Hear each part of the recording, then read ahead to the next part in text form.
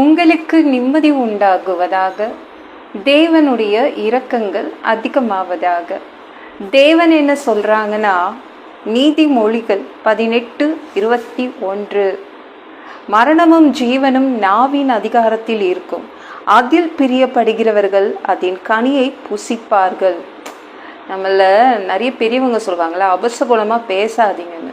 அது 100% உண்மைதாங்க. பைபிளில் இந்த வசனம் சொல்லுது, பேசுறத ஒழுங்காக பேசணும், கரெக்டாக பேசணும், நம்மளை பற்றி தப்பாக பேசக்கூடாது. நல்லதாக பேசினா நம்ம வாழ்க்கை நல்லதாக அமையும். சரிங்களாங்க? என்னை பற்றி, அதாவது நம்மளை பற்றி நல்லா பேசுறதுக்கு யாராவது இருப்பாங்களா? 4 பேர் இருக்காங்களா நம்மளை பற்றி நல்லா பேசுறதுக்கு? யாரும் இல்லை. அப்போனா நீங்கள் உங்களை குறித்து நல்லதாக தான் பேசிக்கணும். நீங்கள் உங்களை குறித்து நல்லதாக பேச பேச பேச உங்கள் வாழ்க்கை எல்லாமே நல்லதாக மாறும், நல்லதெல்லாம் நடக்க ஆரம்பிச்சிடும். ஏன்னா இந்த வசனம் என்ன சொல்லுதுன்னா, நம்ம நாக்குக்கு அதிகாரம் இருக்குது. இந்த நாக்கு வச்சு பேசுகிறோம்ல, என்ன பேசுகிறீங்களோ அப்படியே தான் உங்கள் வாழ்க்கை நடக்கும். நான்லாம் நல்லா இருக்க மாட்டேன், நிறைய பேர் சொல்லுவாங்கள்ல, அப்படின்னா நல்லாவே இல்லாமல் போயிடுவோம். நான் நல்லா இருப்பேன், என் குடும்பம் நல்லா இருக்கும், என் பிள்ளைங்க நல்லா இருப்பாங்க, அப்படி பேசுங்க. என்னங்க நாக்கை நீட்டுங்க. நிறைய பேர் சொல்லுவாங்க, கரு நாக்காக இருந்தால் பலிக்கும். அது எந்த நாக்காக இருந்தாலும் மனித நாக்கில் நீங்கள் பேசுனீங்கன்னா உங்கள் வாழ்க்கையை நீங்கள் நல்லபடியாக கட்டி கொள்ளலாம். இந்த நாக்குக்கு அதிகாரத்தை தேவன் கொடுத்துருக்காரு. சரிங்களா? நல்லபடி பேசினா நல்லது நடக்கும். நீங்கள் மோசமாக தான் நான் பேசுவேன் என்னை குறித்துனா அப்போ ஒன்றும் செய்ய முடியாது. எப்படி அது? நீங்கள் பேச பேச நீங்கள் ஐயோ நம்ம எப்பொழுதும் நாங்கள் நல்லா இருப்போம், என் குழந்தைங்க நல்லா இருப்பாங்க, என் கூட தேவன் இருக்காரு, அப்படி பேசுங்க. நான் செழிப்பாக இருப்பேன், நான் நல்ல வேலையில் இருப்பேன், நான் நல்ல தொழிலில் இருப்பேன், அப்படி பேசுங்க. பேச பேச யார் கேட்குறது? நம்ம மனசு கேட்கும். மனசு கேட்டோடனே என்ன பண்ணோம்? மனசு நம்ப ஆரம்பிக்கும். மனசு நம்ப நம்ப நம்ப விசுவாசம் அதிகரிக்கும். நீ விசுவாசித்தால் தேவனுடைய மகிமையை காண்பாய். இப்போ நம்ம வாழ்க்கை நல்லா ஆயிடும். அதனால் நாக்கை வச்சு நல்லது பேசுங்க. சரிங்களா? உங்களுக்கு அதிகாரம் இருக்குது. உங்கள் வாழ்க்கை குறித்து உங்களால் பேச முடியும்.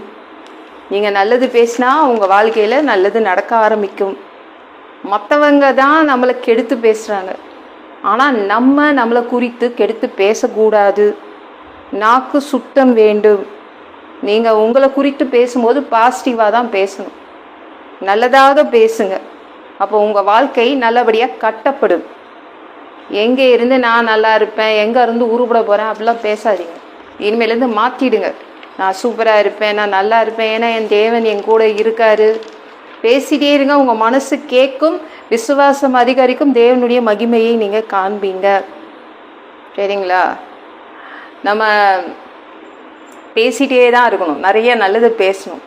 இந்த மந்திரவாதிகள்லாம் பார்த்துருக்கீங்களா? அவங்க பேசி பேசி அந்த மந்திரங்கள், கெட்ட மந்திரங்களை சொல்லி சொல்லி சொல்லி சூனியம் வைப்பாங்கள்ல, ஒருத்தங்களை ஒன்றுமே இல்லாமல் பண்ணிடுவாங்க கெட்ட மந்திரங்களை சொல்லி.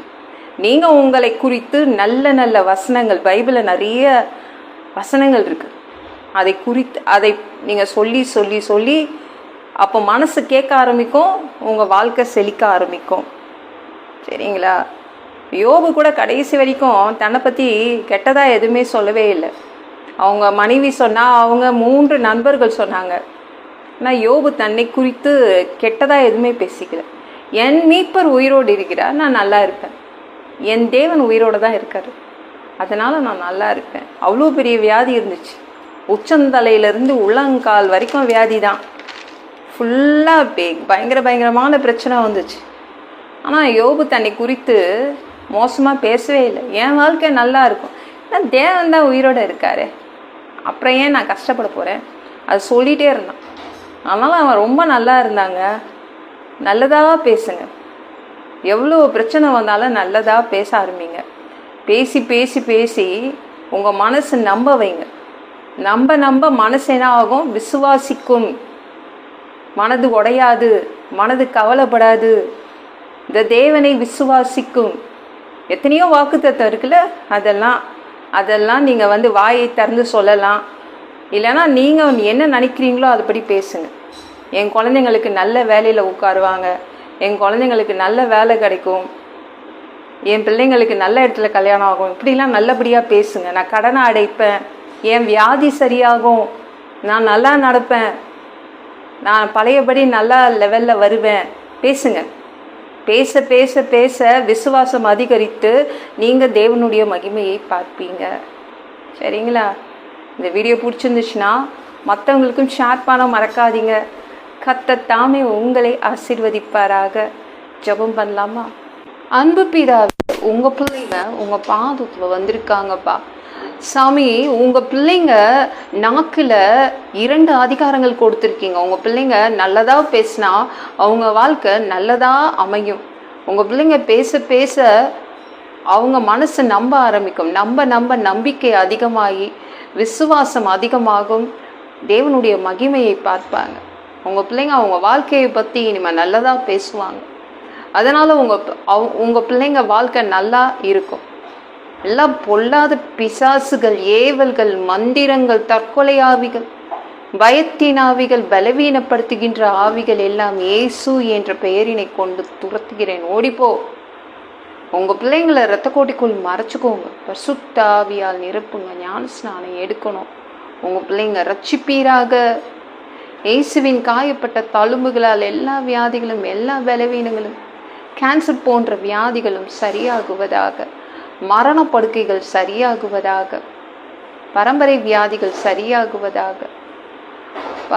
மனிதனாக பிறந்தா ஜீவ புஸ்தகத்தில் பேர் இருக்கணும். அப்படி இல்லைன்னா அந்த மனுஷனை பிடிச்சி நீங்கள் நரகத்தில் தள்ளிடுவீங்க. தீ எரிக்கிற இடத்துல எப்படி போய் வாழ்றதுப்பா?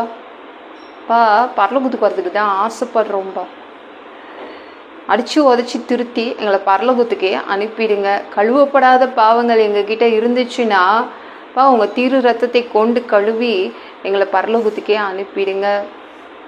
சாமி, எந்த ஒரு இமைப்பொழுது நீங்கள் வருவீங்கன்னு இயேசுவை வணங்கி காத்துட்ருக்கோம். சுத்தமாக வாழ்ந்து காத்துட்ருக்கோம்பா. அந்த ஒரு இமைப்பொழுதில் உங்களுக்கு ஒப்பான உடம்பு எங்களுக்கு கொடுக்கப்படும். அதை பெற்றுக்கொண்டு மத்திய வானத்தில் உங்களை சந்திக்க வருவோம். அந்த தருணத்தை நாங்கள் இழந்துடக்கூடாதுப்பா. ஒரு மனிதனால் பசுத்தமாய் வாழ்கிறது கூடாத விஷயம். அதற்கு கூட உங்கள் உதவி கேட்டு தான் நிற்கிறோம் அப்பா. 7 வருட அந்தி கிறிஸ்து ஆட்சியில் விட்டுட்டு போயிடாதீங்க. பிசாசு நடத்தும் ஆட்சியில் விட்டுட்டு போயிடாதீங்கப்பா. 3வது தடவை கூட இந்த பூமிக்கு வருவீங்க. 1000 வருடம் இந்த பூமியில் தங்குவீங்க, ஆட்சி செய்வீங்க. அந்த நல்ல காலத்தை பார்க்க ஆசைப்படுறோம். எல்லாவற்றையும் ஒப்பு கொடுக்குறேன். இயேசு முடிஞ்சவங்க எழுப்பிதாவே. ஆமென். நாளைக்கு பார்க்கலாம்.